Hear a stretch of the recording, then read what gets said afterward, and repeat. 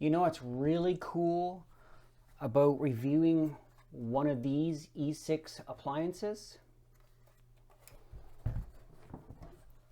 Two E6 appliances. That's right, I got both of them. One's the non-wireless and one's the wireless version. I specifically asked Untangle to send these to me because there's a lot of people on the forums that say built-in wireless can suck. And I was like, you know what?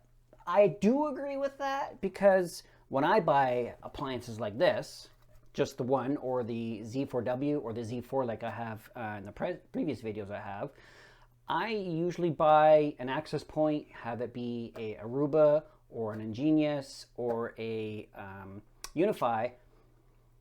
I deploy those because they have more power and there's more control over those. But in this video, I'm going to try both of them and see how well that works. So both boxes, this is the wireless version, that's the non-wireless version. They're basically the same specs, except for one's got a wireless card in it. So what I want to do is jump into what you get when you buy the appliances. I have both the boxes side by side, what you get in the boxes, and I go over all that. And then after that, I'm going to take the screwdriver and I'm going to open them both up. And I'm going to show you what's inside both of them. Now, I was really excited for these devices, or I'm really excited for both of them, but myself mainly the mainly the wireless version because I really wanted to test it. But when I was online looking, I saw that it's got an SFP port here. It's only 1 gigabit, but I really love fiber stuff, and I like a fiber cable going into this. It's pretty sweet stuff. I wish I had a SFP fiber connection right directly from my ISP to this because that would be kind of sweet, but I don't. But I will be testing it connecting to my main switch that my ISP comes into and running fiber into this later on. That'll be pretty sweet. So let's jump in. Let's see what you get in the boxes. And then after that, we'll take the top off and have a look at it. But before I do that, are you liking my videos? You guys want to like and subscribe them? Let me know if you have any questions or anything like that. It does help if you like and subscribe and watch the channel. It's growing. I'm about 290 subscribers right now. It's growing pretty quick. People are messaging me and it's doing well. So it just takes time, and that's what I'm around here for. So also, before we jump into unboxing it here, I'm gonna look at the specs here. In the video, I'll put up a screenshot of what we get for the specs here.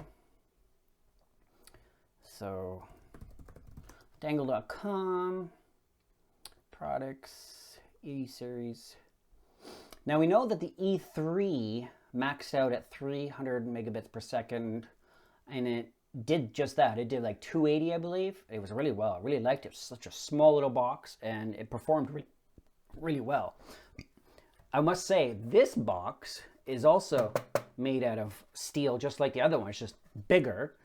And that's nice because it gets rid of the heat, and you can show that they're durable. They also have mounts on them so you can mount them on the wall. Some people will do that. So the E3 was that. The E6 and the E6w pretty much have the exact same specs. Of course, one's got wireless and one doesn't.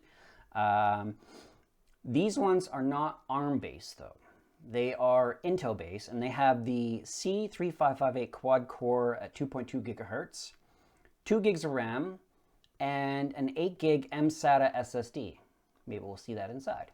It's also got 2 gigabit SFP combo ports. With that, you can only, so if you look at the back here, you'll see WAN ports, and on the top we'll see 1, and on the bottom we'll see 0. So these two are together, they're port matched. So if you use this one, you can't use this one beside it. You have to use the top one or either Ethernet or either RJ45 or SFP. So we'll test that in one of the videos. Not this one, but the next one. It says it's got 4 LAN gigabit interfaces, and it does, right here, okay? It has wireless 811 A, C, A, B, G, and N. Now, we all know that in my last video we did a Wi-Fi 6. not on this, but as it's for a small office, that's plenty for a mobile phone or a laptop to get connected to the internet and do work. That's what these are designed for. They're not designed in an enterprise level to give a full solution. They're meant for like a small branch office with many people in it that are just close by. It's not meant to fill a 3,000 square foot facility either. It's got 2 USB ports on the back. Yes, we know that. We can see that on here. Right here, USB, and then we got a console cable, okay, port. What else do we have in here? Weight, 3.2 pounds. Definitely accurate for that, because these are heavy. They're not light. When I first got the box in the mail on my birthday, yeah, it was my birthday last Friday, I was like, what the heck did they send me? And that's just it. One of these per box, and they're heavy. So what else? They're fanless. Yes, we definitely know that because they make no noise. And I have had one running because I wanted to make sure that it worked. And they don't really get warm. Like you can tell they're on because after like 12 hours of running, you can tell that the box is warm, but they don't get hot. They're pretty decent. Max throughput is 1 gigabit per second. I believe it. And that's why I want to, in my next video, I'm going to talk about connecting this to the ISP. In one of the videos, I'm going to set it up, get the MAC address, call the ISP, and get it online. My ISP locks MAC addresses, so if I plug it in, then lots of stuff goes wrong on my network at the house here. So we'll get the MAC address and try that. And I want to connect it to the raw ISP's WAN address so that way we can see the throughput, like what we did on the little micro.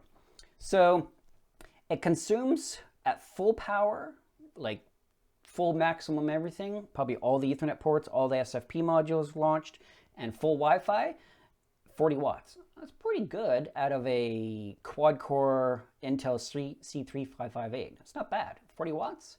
I know people out there running i7s that are just wasting power and doing nothing, and this is pretty good. So in one of the videos, I'm going to leave this running for a couple of days, and I'm going to have lots of throughput going through it, testing it, and then we'll see how warm it gets and what the actual CPU logs and shows what it does. So I'm going to jump into unboxing it and show you that, and then we'll grab the screwdriver and connect it. Okay, so on the box we have the right side, we have the E6w, which is the wireless version. The left side is the non-wireless version. Opening the boxes, we have the appliance, manuals for setup, power cord, standard for the power supplies. We got IEC, 110 volt for us Canadians and Americans. Okay. We have the power supply, both the exact same power supply. What do we got? 12 volts at 3.34 amps, standard. Okay. We have some rubber feet that can be stuck to the bottom of the appliances to put out on shelves so it doesn't move around. And we have our console cable. Okay.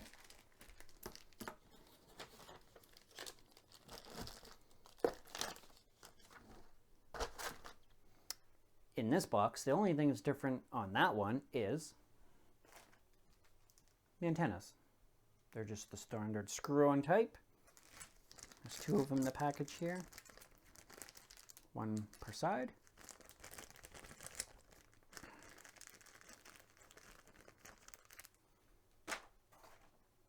Exactly the same thing.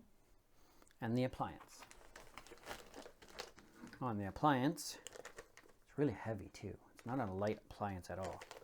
So the appliance can be mounted on the wall. We've got 2 screws here.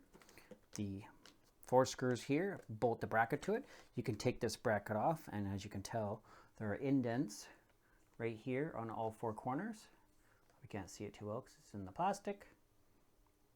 For the rubber feet. The front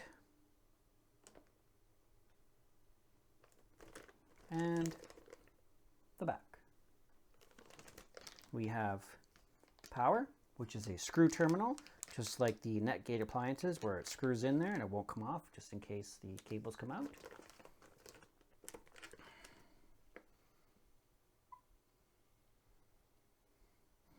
We have 4 gigabit Ethernet ports. We have 2 SFP ports. These are only 1 gigabit. Plus we have RJ45 WAN connections. So we have WAN 0, WAN 1. When you use this one, they're both together. They're linked. So you can only use one or the other. We have 2 USB 3.0 Type A ports, a console cable. This, I'm going to assume, looks like a little reset switch. We have the power switch. And that's that. And on the other device, the only thing that's different on this one is we have an antenna port on the front for antenna A, and antenna on the other side for antenna B.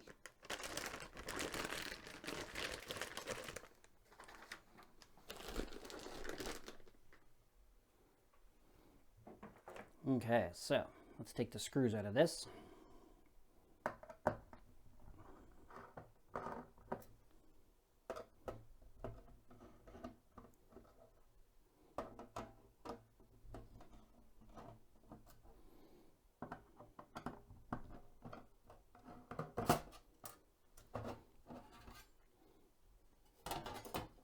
We have the wired version and the wireless version.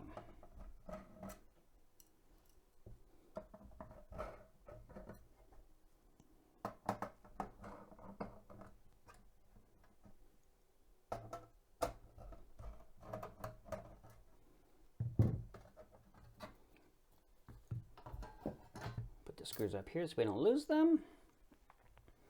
Okay, so looking inside here, we can see on this side we have an adapter. Let's see if we can change this here. We have an adapter.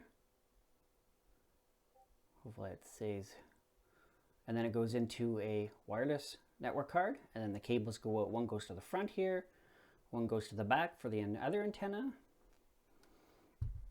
And then on the non-wireless version over here, we can kind of see that there's holes right here on the top. So the case looks like it's universal, but as you can tell, the plastic faceplate on the front of it has no hole. But on this one, you can see there's a hole right there. Sorry, for the wireless card. Okay, so what else do we have in here? It looks like we have maybe an M.2 slot, so we can add, oh no, it says right there, Wi-Fi LTE. So we can put an LTE card inside of these. Not sure if that's supported or not, but it's what it says on the board. And here's our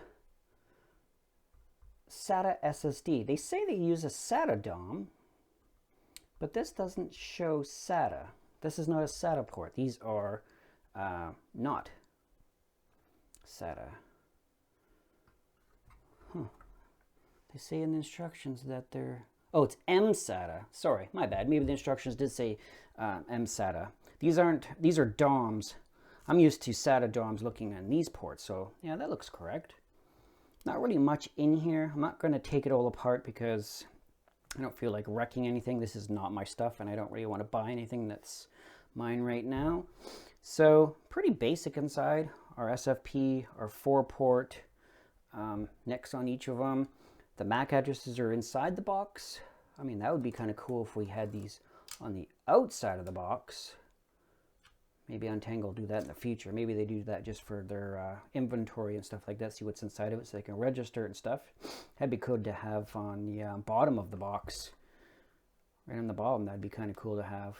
So when you register them, people could notify that. But as you can see, it's pretty basic inside. Nothing really to do anything with. There's a bunch of jumpers. Probably best to show it on this side.